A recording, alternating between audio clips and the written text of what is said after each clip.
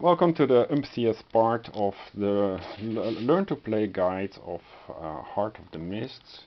We were just figuring out the resolve of the dead encounter cards, and the iconography says here 2 times the amount of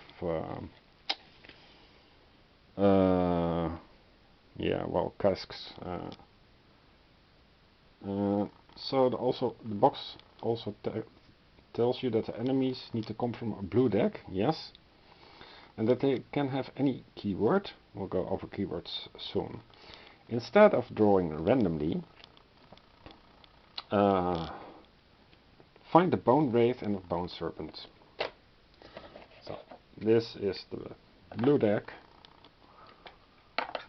and we're going to find a Bone Wraith.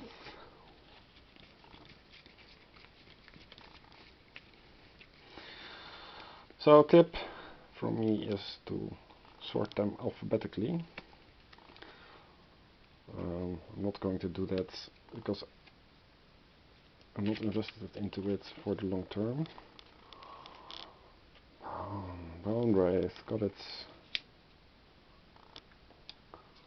And a Bone Serpent. Bone Serpent, yes. I guess they're all the same.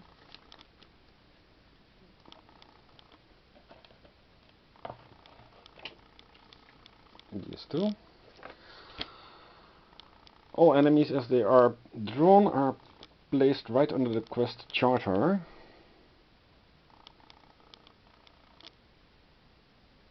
Oh, okay. Whatever you say.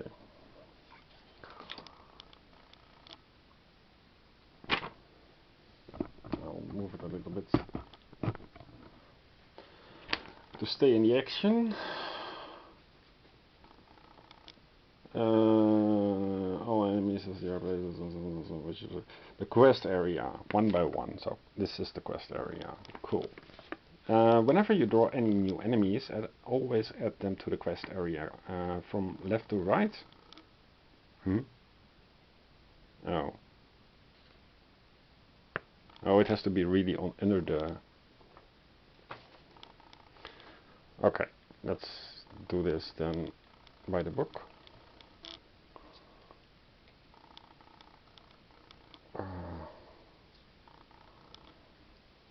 So it would look like something like this. Okay.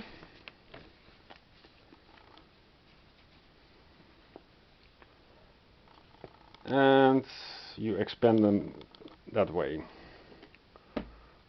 Having drawn the enemies, you now need to follow any setup rules the encounter might introduce. As it happens, the Resolve of the Dead has some special setup rules as detailed on the encounter card. To follow these rules, take 2 resolve tokens. In the card text they are depicted as this icon, and place them on the Bone Serpent.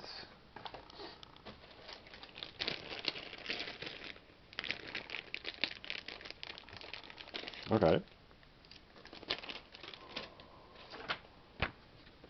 And place them on the Bone Serpent. Why do we do that?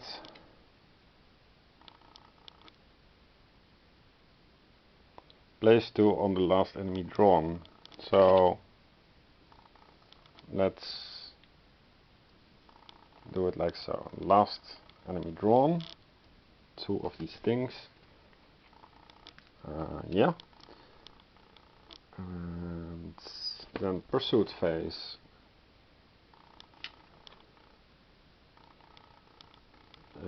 Yeah, the rest of the text is irrelevant now. Most enemies are harmless as long as they remain in the quest area. Although they are on the table, they are still far enough to pose no threat.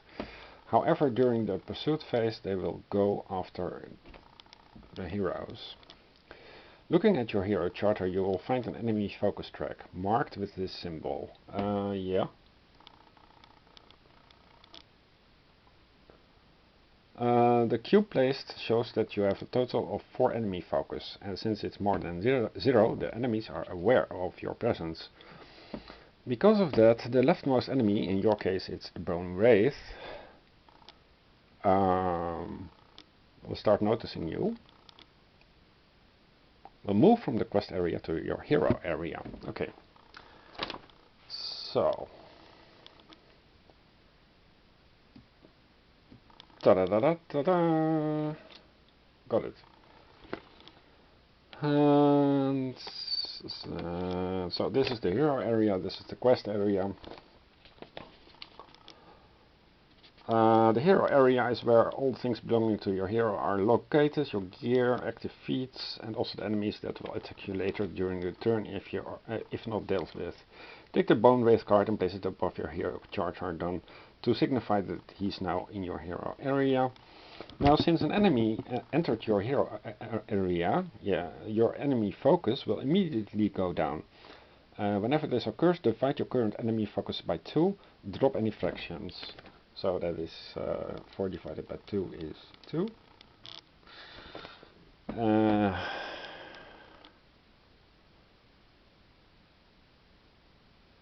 And place your marker cube in the space with the number you came up with. In this case, the cube will move to the space with a 2. As long as there are enemies in the quest area and your hero has any enemy focus, you will have to repeat this procedure. So you need to place the Bone Serpent in your hero area as well. Okay, yes, got it. Because my aggro is positive. And then from 2 to 1. Yeah, after the end of the pursuit phase, your hero area should look like this. Bone Wraith, Bone Serpent, Bone Wraith, Bone Serpent. Yeah, so they are also entering from the right. Whenever there are no more enemies in the quest area, or no hero has any enemy focus left, the pursuit phase ends, even if that means enemies remain in the quest area. It's time to move to the hero phase. Yay! During the hero phase, each hero gets their own hero turn, during which they are able to attack enemies, acquire new feats, and often do whatever is necessary to successfully end the current encounter. The general rule is that you are allowed to use one regular action, any number of fast actions, and any number of reflexes. Okay. This is a fast action, this is a fast action, this is a fast action. My hand is fast action, reflex, reflex, fast action, and fast action. So I can use anything. Since you can resolve any of your actions, reflex, despite not having the word action in its name, it's also an action. In any order, you can start with a fast action. Let's take a look at your hand. Okay, the hand is actually 5 cards, indeed.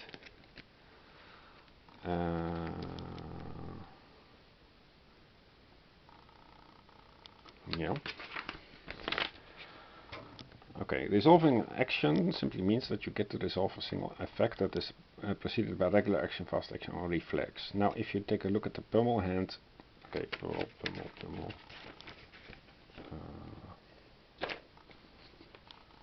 Pummel hands.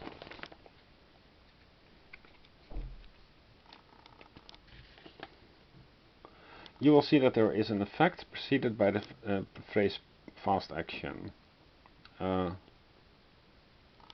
Well, it has a 1 and it has a hand. The fast action can be played from your hand as indicated by the hand symbol preceding with a description, and it can target an enemy in range 1. Okay, yeah, but I don't know what range they are in. Other hero areas and the quest area are in range 2. Okay, so this is range 1.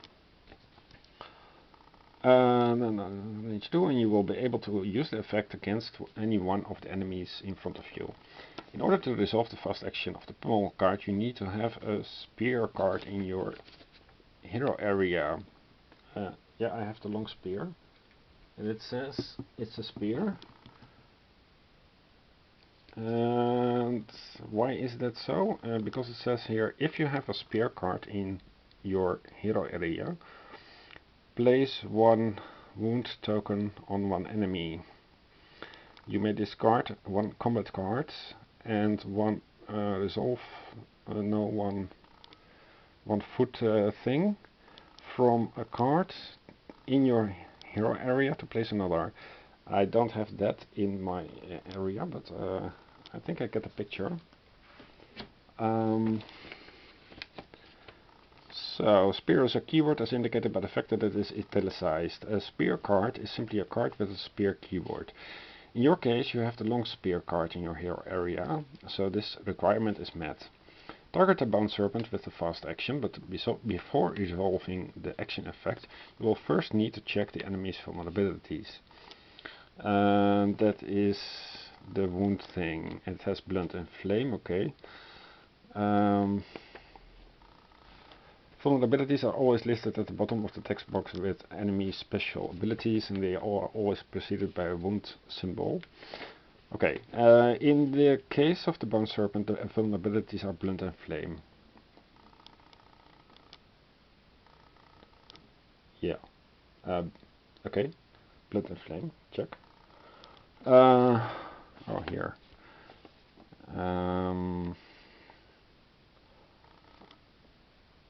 Whenever you target a bound serpent with a card that has any of these keywords, you will place one wound token on that enemy immediately for each keyword match. And you will do this before anything else is resolved. Since the bound serpent and the pummel card share the blunt keyword, immediately place one wound on that enemy. Yeah, blunt and flame. I don't have flame, so I only place one because of blunt. Okay, cool.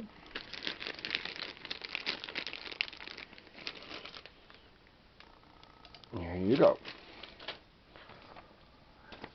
Oh, we're almost out of time, so we just dealt the first wound. On to the next video.